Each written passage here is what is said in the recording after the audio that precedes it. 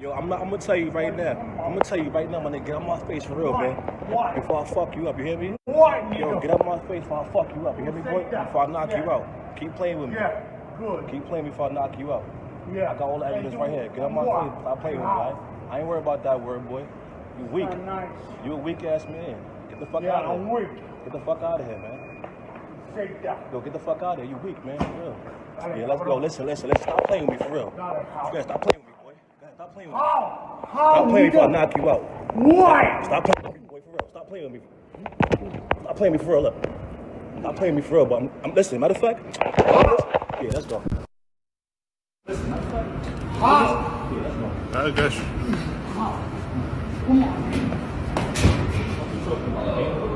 That's what happened when you call people niggas. You knock the fuck out. I got you, bro. You fucking ever, you hear me? Knock you clean the fuck out, B. Stop playing with me out here, you hear me? Stop fucking playing with me, boy. Calling me a nigga and shit. Did he call me a nigga for no reason? Like, did he call me a nigga for no reason, B? I'm on my business. He coming over here and fucking with me. He drunk. Fuck out of here, B. Now lay down. Stop playing with me, boy, for real. Did he provoke me? Yes or no? Yes or no? He provoked me, so lay the fuck down. Nigga, knock you the fuck out. Stop playing with me out here, son, for real. Watch your fucking mouth, man.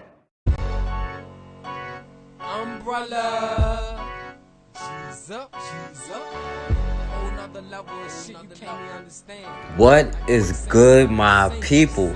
We are live back again with another episode of The Forecast. Now, I don't know if you noticed, but I haven't been able to post anything onto YouTube for the last 2 weeks because YouTube gave me a copyright strike for hate speech. Because we know dealing with anything that has to do with black empowerment or teaching black people their own history is considered a hate crime, not only in America, but in the world. And I was going to do this video exposing YouTube and their racism with their white and Indian owner. And the Indian guy did go to Congress to talk about the shady practices they do, but the white owners refused.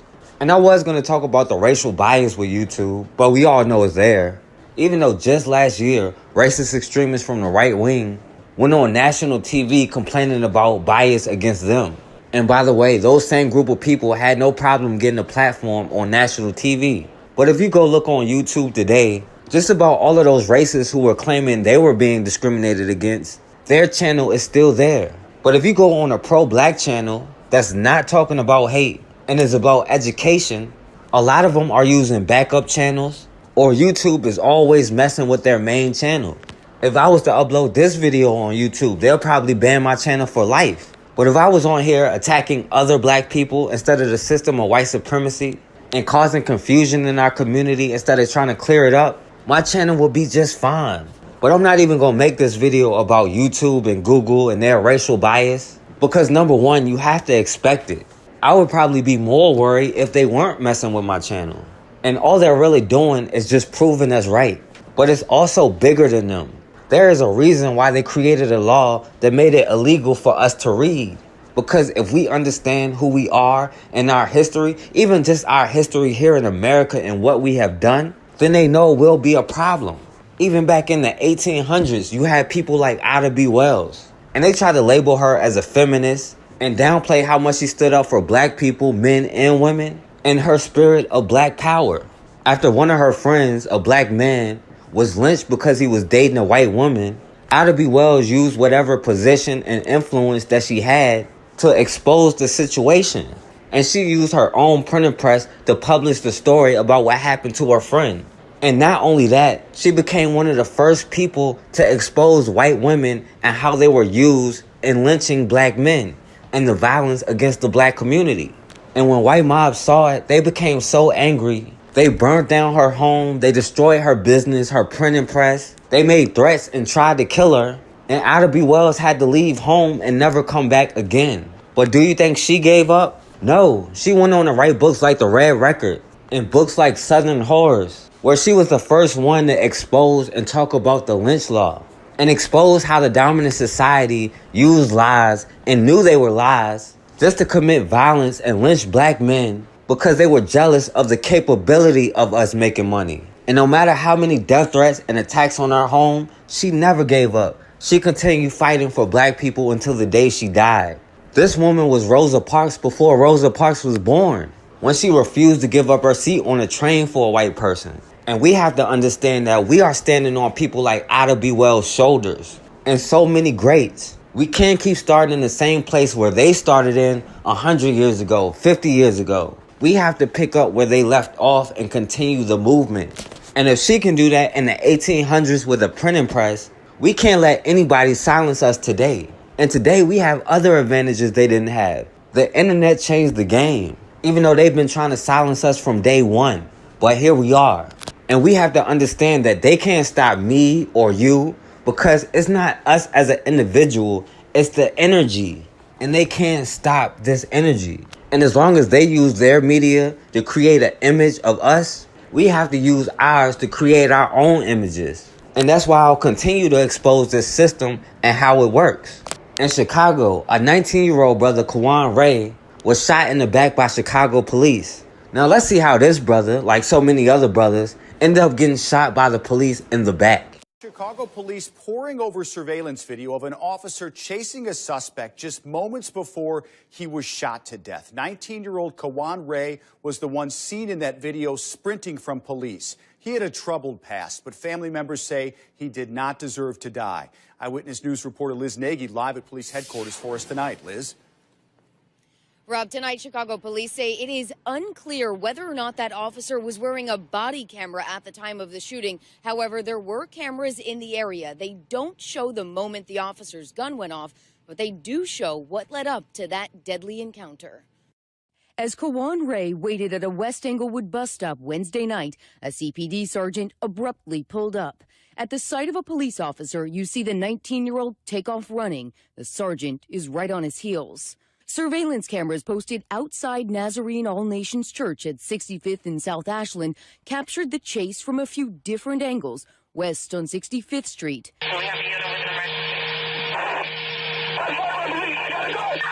and south into an alley behind the church. Moments later,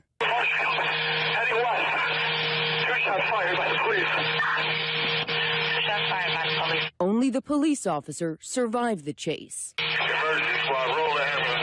Police say 19-year-old Kajuan Raye matched the description of a person given in a call about a fight nearby. There's no altercation, there's no mob of people, there's no fighting, there's no arguing or anything like that. So, yeah, it's suspect. As Raye ran from the officer, police say the sergeant then told investigators that the offender turned and pointed a weapon in the direction of the sergeant on 2 separate occasions during the pursuit. in an hours-long investigation, detectives searched the area, even the roofs of homes, for a gun. They haven't found one. In this situation, they said he had a gun, yet they can't recover a gun. This is a problem because I'm tired of that same narrative being pushed every time. Kajuan Raye's family says the teenager had ups and downs in his life. His Facebook page has pictures that reflect gang imagery. Now his death is part of a police investigation.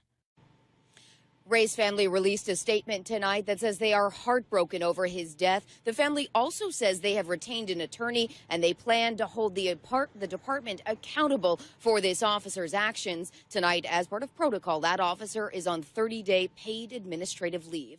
Now, this brother Kajuan Raye was just standing at the bus stop minding his own business. Then all of a sudden, this cop, Sergeant John Poulos, just pulled up on him out the blue.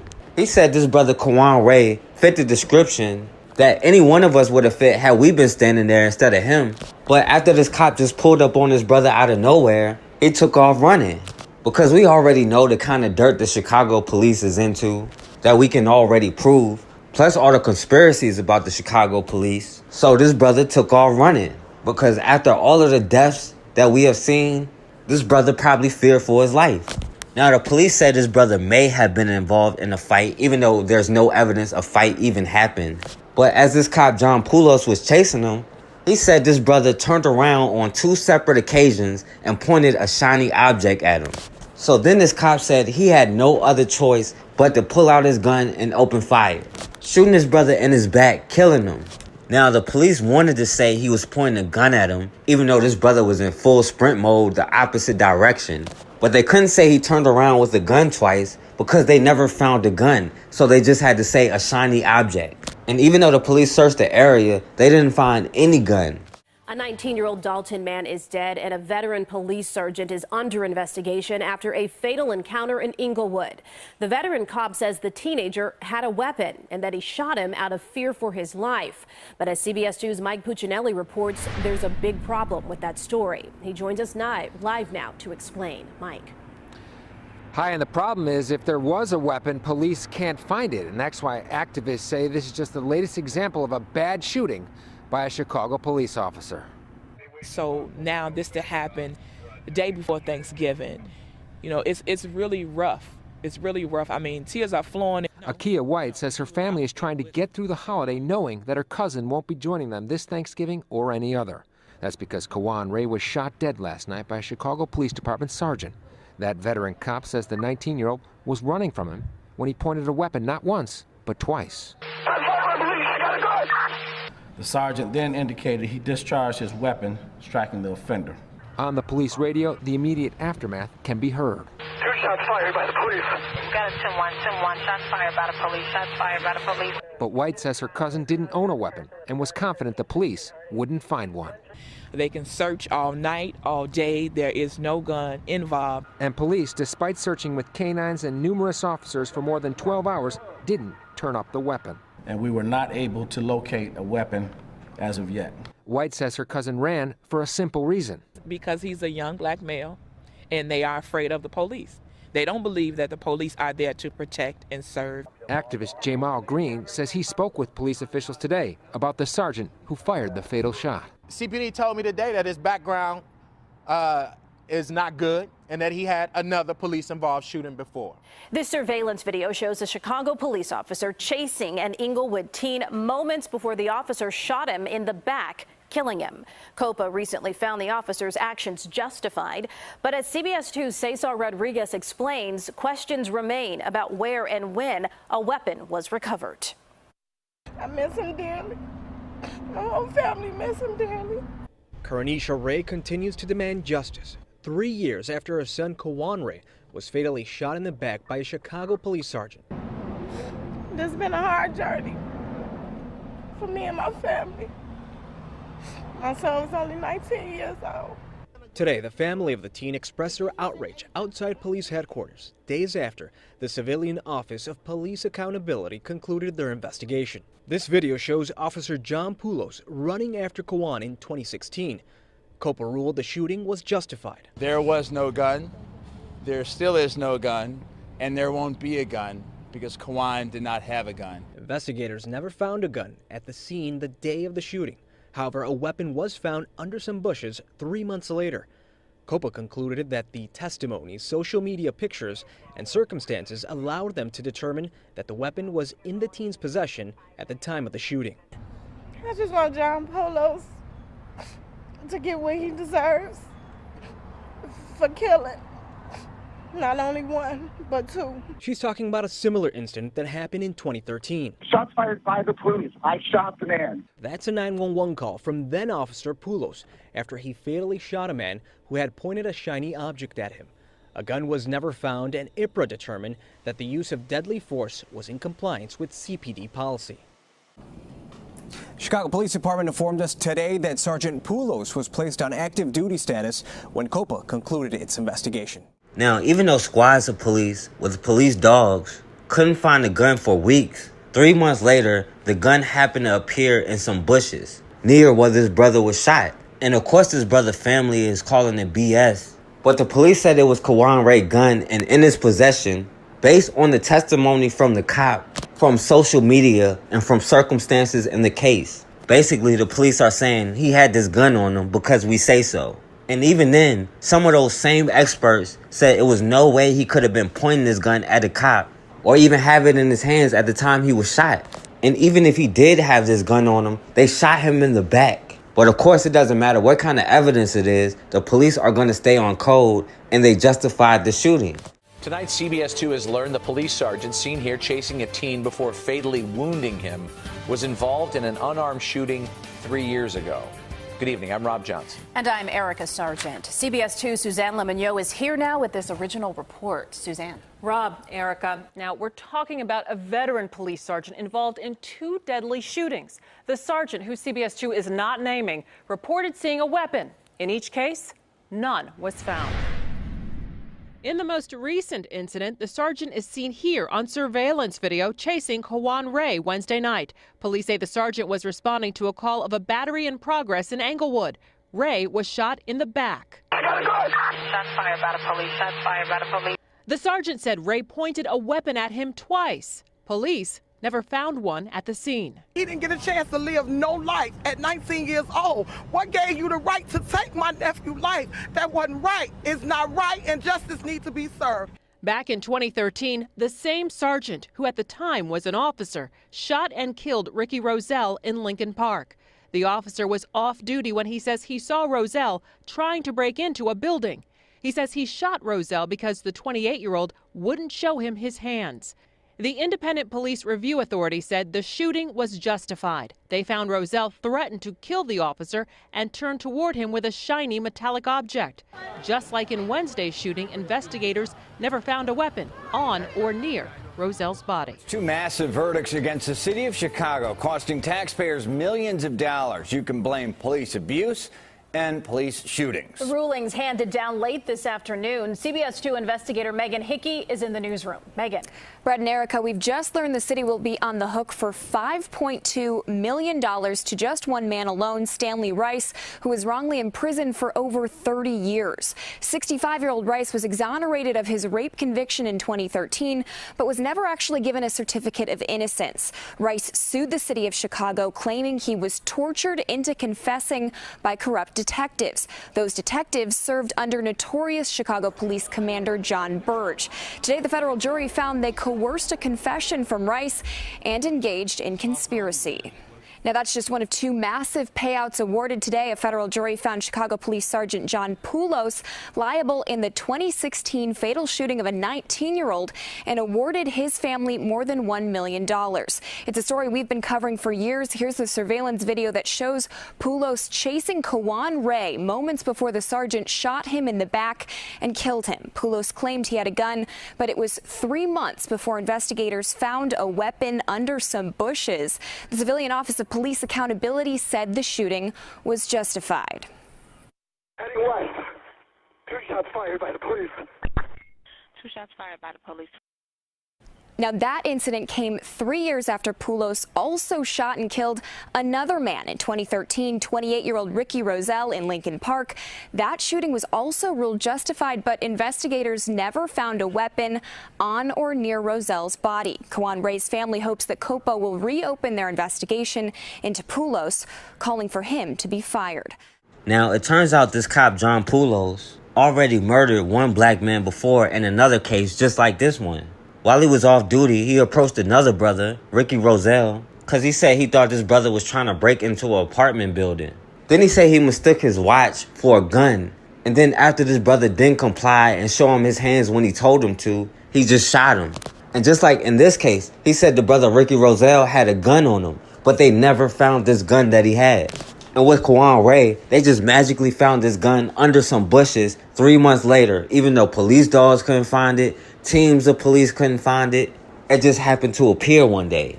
And of course, we see what happened when these cops aren't punished after he killed the brother Ricky Rozelle. And in 3 years in between the 2 murders, this cop John Poulos got a promotion to sergeant and a raise, getting paid $100,000 a year.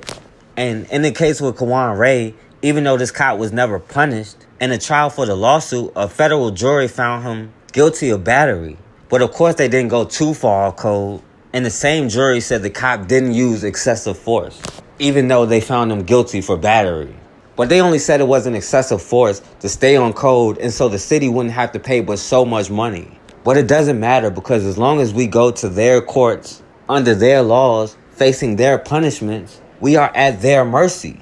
And at some point, we have to let this serve as the motivation we need to start creating our own and supporting our own and doing what we have to do, because at the end of the day, we are all we got.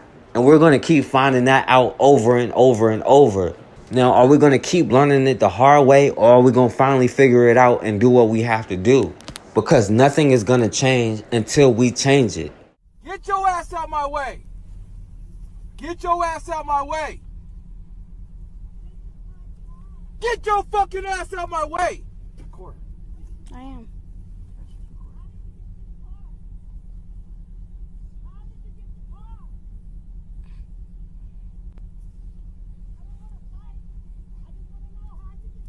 Get the fuck out of me! Bitch. Let's keep recording, so.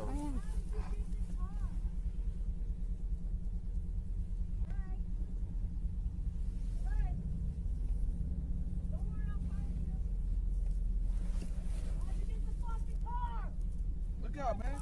Look out, man.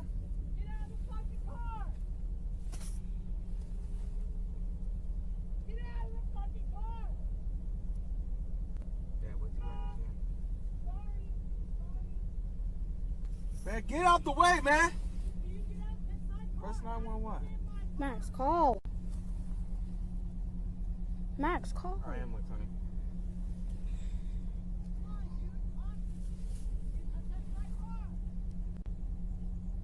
What is he doing?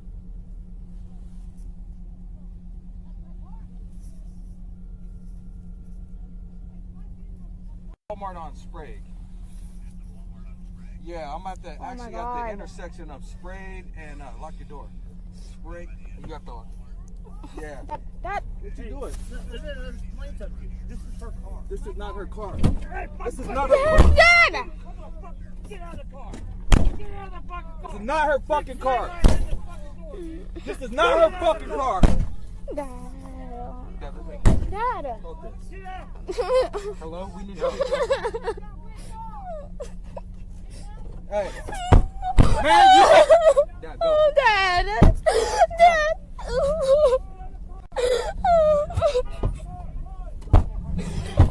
Oh my god, oh my god, oh my no. Get out of my way. Oh my god. Dad, go. Oh my god. I don't even like I'm kids. so ugly. What? Don't say that. Don't say that. Don't say that. You are so pretty. You all shut up. Go in the room. When you look at yourself, you supposed to say, I'm so pretty. You are so pretty. Do you hear me? You got the prettiest little dimples. You are too cute. Oh.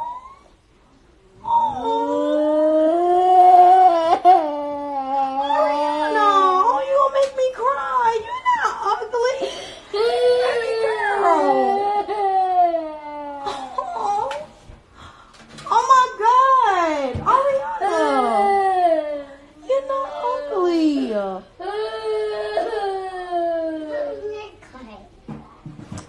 Baby girl.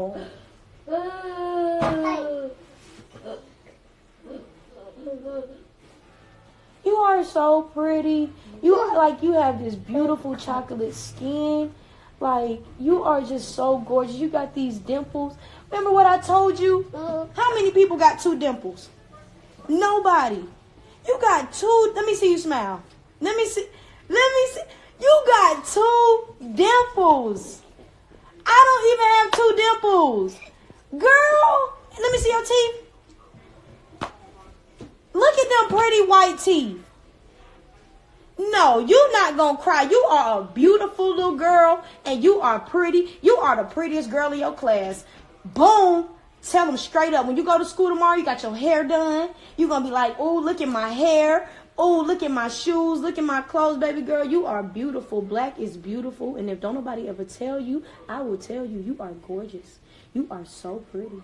And you're going to grow up and you're going to be everything that you can be. You're going to be the greatest nail tech, the greatest beautician, the greatest lawyer, the greatest doctor, the greatest teacher, whatever you want to be, the greatest speaker, the greatest entrepreneur, whatever. What you want to be? What you want to be when you get older? Oh, the teacher. You want to be? Your teacher mean to you? So guess what? When you become a teacher, you don't be mean. You be a nice teacher. You gonna be Miss Cotton. That's what they gonna call you. Miss Cotton.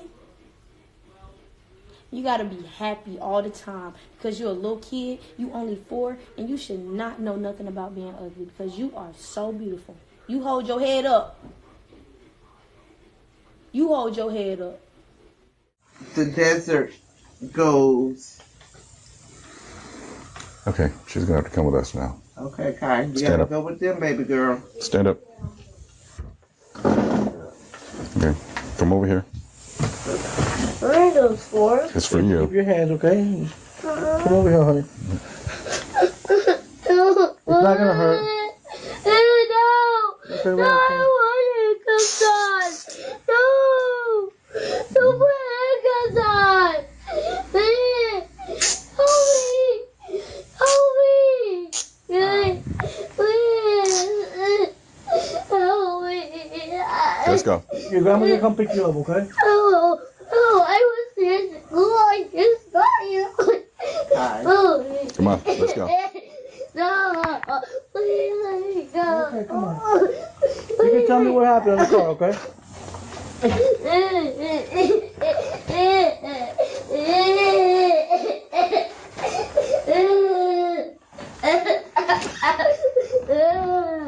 don't want to go in the police car. You don't want to? No, please. You have to. No, please. Give me a second chance. You gotta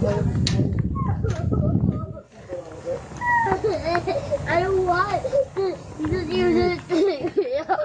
No. Please. Please. Please. Please. Please let me go. No. No, help me. Okay. Please. Newly released images of a 6-year-old girl being arrested at school, crying as her hands are tied behind her back. How does this happen? And the officer now fired. Here's ABC's Victor Kendo. Tonight, the gut-wrenching body cam video that is hard to watch. No, please. Give me a second chance. An Orlando police officer taking a 6-year-old girl from her school, her hands zip-tied behind her back. Please. Heartbreaking cries as she's lifted into a patrol car. Please let me go. The video of this September arrest just released by the family. According to the police report, officers were called after the school complained little Kaya Roll had kicked and punched 3 staff members. No. Kaya sobbing when the restraints were put on. No. Don't put handcuffs on. After Kaya was taken away, Officer Dennis Turner returned. 6,000 people I've arrested over the 28 years. 7 is the youngest. She's 6. Now she has broken the record. Charges against Kaya have been dropped, but the family is preparing to take legal action. Kaya says she's now afraid of the police and has nightmares from the incident. I was crying for someone to also call my grandma. The school is saying they never asked for Kaya to be arrested. Dennis Turner was a retired officer working extra duty, and he has since been fired. To be able to go to school and be supported. You're not supposed to go to school and be handcuffed and physically abused. Yes, handcuffed and assaulted. A family says that's what happened to their first grader inside this elementary school. And tonight, that family is suing the Pittsburgh Public Schools in federal court. Our investigator Rick Earl joins us live in the studio with this Target 11 exclusive. And Rick, this family really fears this could happen to other children. Yeah, they really do. And the grandfather told me that's his main reason for coming forward.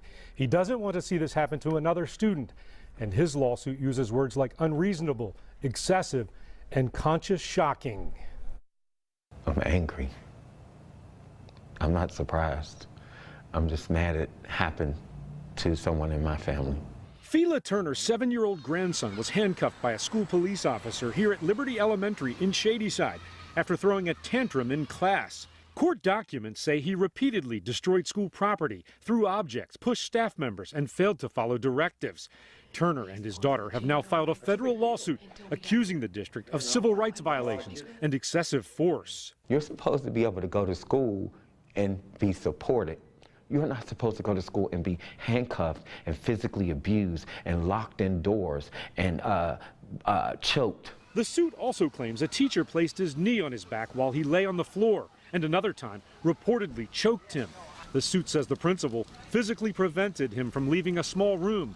Turner says his grandson told him that happened on multiple occasions, but Turner says school administrators never mentioned it. There are permanent things that you're writing in his book that's not true. What the truth is that he tore up a classroom because you locked the door. Turner says his grandson began having behavioral problems in kindergarten, but didn't get the help he needed. He was ultimately diagnosed with attention deficit hyperactivity disorder and oppositional defiance disorder. The lawsuit claims the district failed to provide any recommendations regarding interventions and support that could be implemented in the school setting. He didn't get it, and no. And what he got was, he was a problem. That's what he got. He got the feeling of being a problem. And the only way to get rid of this problem was to build a case. What they never expected was me. Turner removed his grandson from Liberty after the handcuffing incident. He says he's now in a private school and excelling in academics and athletics. He's ranked 3rd in the country in his age group in javelin. He's highly intelligent. He makes almost straight A's every report period. He does very, very well in the school that he's in. What's the difference? The difference is the attention that he's getting that he didn't get. The district declined to comment on the allegations or the lawsuit. They have petitioned a judge to dismiss the suit. According to Turner, the principal and teacher are no longer with the district. Meanwhile, Turner says his goal is to prevent this from happening to another child. What we just cannot do is just let the system physically abuse, mentally abuse, and handcuff a little kid and then expect them to just go on with life as if nothing happened and say, oh, we made a mistake, we're sorry that happened. No, not this time. Fighting to get answers for a furious Lithonia mother tonight. She's angry after DeKalb County police handcuffed and detained her 11-year-old daughter. CBS 46's Trayson Bragg joins us live with more on what led up to this altercation. Trayson. Sean, the mother tells me that terrifying and traumatizing incident happened right here in front of her home, and it was all captured by her surveillance cameras. Yes, ma'am. This may look like a normal perp walk. Extreme anger is what comes to mind. But it definitely is not. Livid at DeKalb Police Department for detaining my 11-year-old, for traumatizing my 11-year-old. Centria Hendricks tells me this unfortunate scene played out Wednesday evening. A DeKalb County police officer knocked on her door just after 7:30. He explained witnesses saw a 16-year-old girl run in the direction of her home after attempting to break into a car. He then asked to speak to Hendricks' 11-year-old daughter. He asked her name, asked had she been in the house. She told him yes, and that's when he was telling me that, someone named her, and I was like, negative, sir. My daughter has been in the house. Hendricks even pulled out her phone and showed the officer surveillance video proving she and her daughter had been home for hours. Somehow, that just wasn't enough. He was like, put your hands behind your back. I'm going to detain you. And I was like, what? He starts moving towards my daughter, and I was like, what? Are you serious? He held the 11-year-old handcuffed in the back of his squad car for 10 minutes. That is until he finally realized she didn't fit the description. Oh, well, we thought she was older because the description said that she was 16 years old, so we apologized. We're just doing our job, is what we got. Is that enough? No, not even a little bit. I reached out to the DeKalb County Police Department about their officers' actions, again, that were all caught by that surveillance camera. They have not responded so far. Hendricks tells me she hopes that this traumatizing incident leads to a change in the department's policies. Friday morning, Craig Williams says he visited this 7-Eleven on 43rd Avenue in Sacramento, only to leave in handcuffs. I wasn't bothering anybody, nor did I seek out any conflict. So the fact that this happened to me does not sit well with me at all. In the officer's body camera footage released today, you can see the officer asking Williams to come out of the store, then briefly enters his car. For several seconds, the conversation between the two stays muted before the audio kicks in. ID, please. Green 67. I didn't break no law. Give you an ID for what? Later in the body cam video, the officer explains why he wants an ID. I'm just asking, it's against the law to have your car arrested. Yeah, if you have another unit, that'd be great. That's all I'm asking. It is against the law to have your car running when you're not in it. The body cam footage then shows a struggle between the two men. Your car was running. I didn't break no law. I'm trying to tell you that you broke the law. Please, if I'm in trouble, I want a lawyer. Set your phone down. No. Set your phone down. I'm gonna record. Set your phone down. I'm going to detain you. Detain me for what? What are you detaining me for? The confrontation quickly went viral after his girlfriend shared this video on social media. You can see here at one point the officer wrestles with Williams before taking him down. Man, what are you doing, man? Get off me. Oh my God! All right, I'll get up. I give up. I give up. The attorney representing Williams says the situation should have never gotten to this point. I've been a lawyer a long time. I never knew that was a crime. When an officer is giving, lawful instructions, it's important to follow those for everybody's safety, for the citizen, for the officer, for the people around in the area. The conflict stirred harsh criticism from the NAACP, who called this an example of racial profiling. African Americans concerned about driving and walking while black now have to be concerned about leaving a car idling while black. Put your hands behind your back. I feared for my life. Put your hands behind your back. You get tased. I was completely powerless in this situation. They didn't acknowledge my EMT identity. They didn't acknowledge my uniform. Rory Stearden, an EMT with McCormick Ambulance, is the man these LAPD officers are commanding to put his arms behind his back. This is a traumatic life experience for me. On August 22nd, Dearden was in the middle of an emergency transport. In the back of the ambulance was this LAPD sergeant, Dearden, and a patient who was reportedly having a seizure and had possibly been the victim of a sexual assault. What I did was I laid her down supine, so flat, and I tightened up the safety belts. Due to her flailing body nature, I needed to tighten her down. It's a safety hazard in the moving ambulance. But he says the woman refused to stay in place. She had a history of autism, so there was kind of a communication barrier, so where she wasn't fully responding to what I was saying. Suddenly, Dearden says the patient managed to unstrap herself. There was a huge concern, once she's off the gurney, I can't dictate her behavior. A person is very capable of opening the door of an ambulance and jumping out. Immediately, Dearden says he pulled the patient back onto the gurney. And that's when Dearden says the sergeant accused him of assaulting the patient. By me physically restraining her, just doing my job. It was a necessity because the patient was becoming a danger to herself. The sergeant then called for backup. Officers arrived and arrested Dearden. While this is going on, what are your thoughts? What's going through your mind? Very fearful situation. I didn't know it was a taser at the time. All I see is a weapon in my face, and I became aware it was a taser because he was threatening to shoot me. He said, "I'm going to tase you." This should have never happened. Howard Allen Levy is Dearden's attorney. Yeah, you hear it and you go, that's not believable, that they would arrest somebody that absolutely did nothing except his job. But it happened. Dearden was handcuffed and taken to jail. I went to jail. I was scheduled on stage at the Masked Singer. I work for CBS Studios, and I was in custody. And I got a no call, no show as a result. And I was indefinitely removed from the schedule. What saved Dearden from being charged with assaulting a patient was this: the body cam the sergeant was wearing during the alleged assault. After they looked at the body cam, what did the LAPD do? No charges were filed. I was released with just a misunderstanding as an explanation. We reached out to the LAPD to get their side of the story, but we were told the department does not comment on personnel matters. What do you think about that?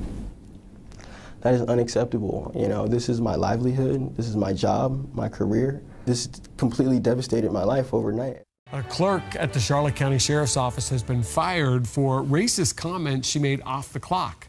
Thanks for sticking with us. For local coverage at 6:30, I'm Patrick Nolan. And I'm Jane Monreal. According to the sheriff's investigation, she called someone on Facebook derogatory names. But that clerk says she's not racist. Fox 4's Rachel Lloyd's at the sheriff's office tonight with the Internal Affairs report. Rachel?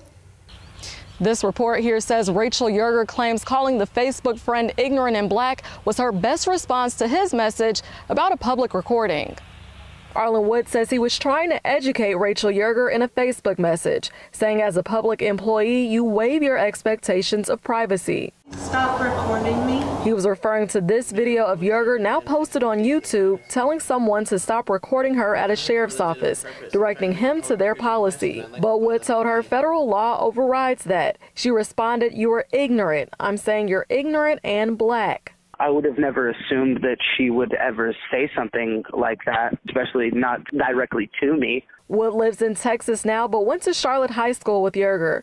Wood called me to say he never thought of her as a racist person until now. There are a lot more openly racist people today than there were when I was in high school. The report says Yerger told investigators she's not racist, but Wood says he's not buying it based on her choice of words. And the way they're broken down just kind of implies that what she's really getting at, which is ultimately using a derogatory term such as the N-word. Former police chief and private investigator Walt Zalisco says even though Yerger was off duty when she said that, he believes the sheriff's office handled the situation appropriately. Police officers, clerical workers, and law enforcement agencies, they are subject to review of their social media. And anything that is derogatory on there can be a cause for disciplinary action and including termination.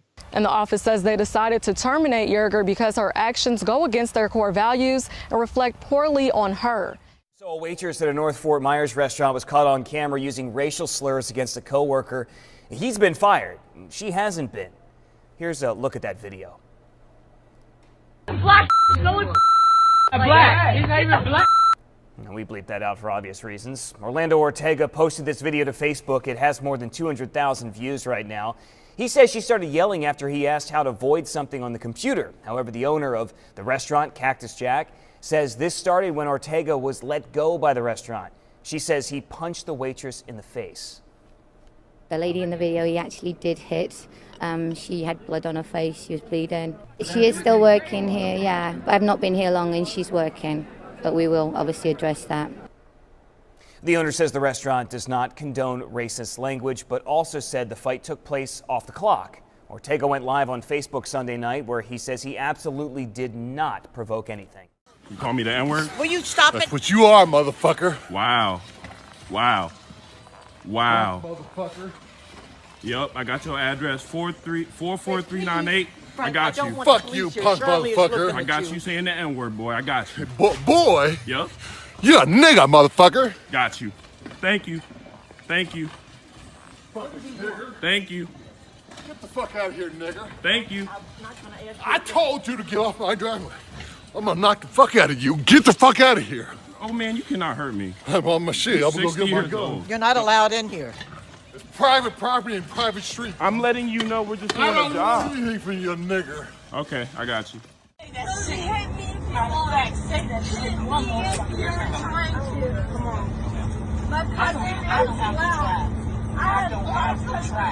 are so fucking fucked up and you don't realize it. You don't realize it. I thought you was cool. And you're gonna sit here and call him a fucking nigga while you send this out an African American woman. You are fucking stupid. You need to be locked the fuck up. I hope they lock your motherfucking ass up. Because you a dumbass bitch. You a dumbass bitch. Who the fuck is the nigga? You done lost the bitch. You done lost the motherfucking life. You done lost the motherfucking life. You understand me? You are stupid. Get the fuck off me. Why are you fucking stupid cunt? I'm a cunt? Yeah, you're a cunt. I'm a cunt. You're a fucking cunt. You're the fucking magical motherfucking cunt. The best you can do, you gonna sit beside me and call him a motherfucking nigga. You're out of security guard. Help me, man. Get the fuck off. Don't fucking